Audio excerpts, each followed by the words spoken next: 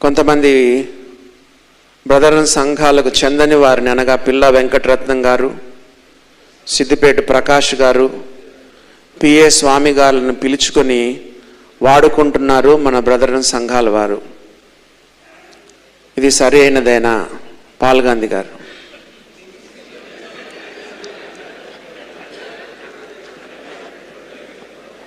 నేను ఉదయం చెప్పినా కదా, మన సహవాసములో వారిని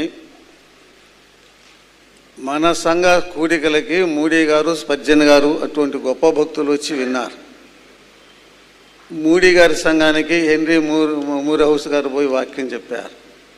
స్పర్జన్ గారి సంఘానికి కూడా రాకడ మీద మాకు వచ్చి చెప్పమని స్పర్జన్ గారు ఆనాడు ప్రసిద్ధి చెందిన సేవకుని తీసుకెళ్ళి ఆయన సంఘంలో మనవాళ్ళ చేత వాక్యం చెప్పించుకున్నారు. కానీ మనవాళ్ళు ఇతర సహవాసం చెందిన వారిని తీసుకొచ్చి బ్రదర్ చరిత్రలో వాక్యం చెప్పించినట్లుగా లేదు. లేదంటే లేదు.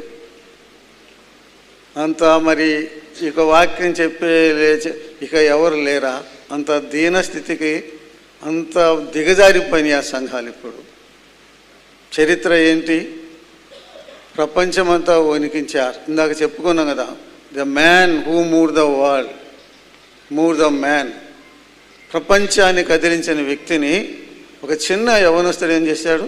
కదిలించాడు. ఈ అంత దరిద్రత మనకు ఎందుకు వచ్చింది? మనకు లేరా? రెండోది,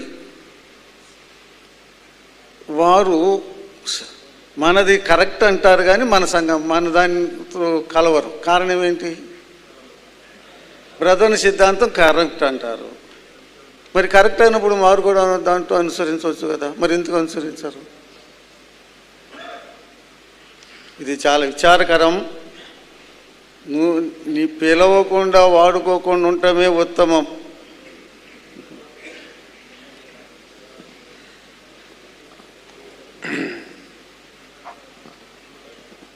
ఐజాక్ బాబన్న వివరణ ఇవ్వండి.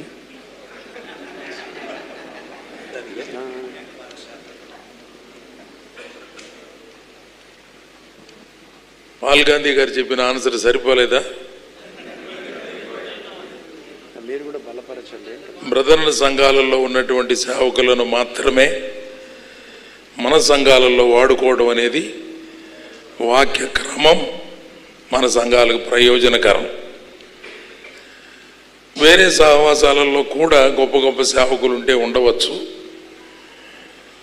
వారు బ్రదర్ల సిద్ధాంతాన్ని అనుసరించడం లేదు కదా.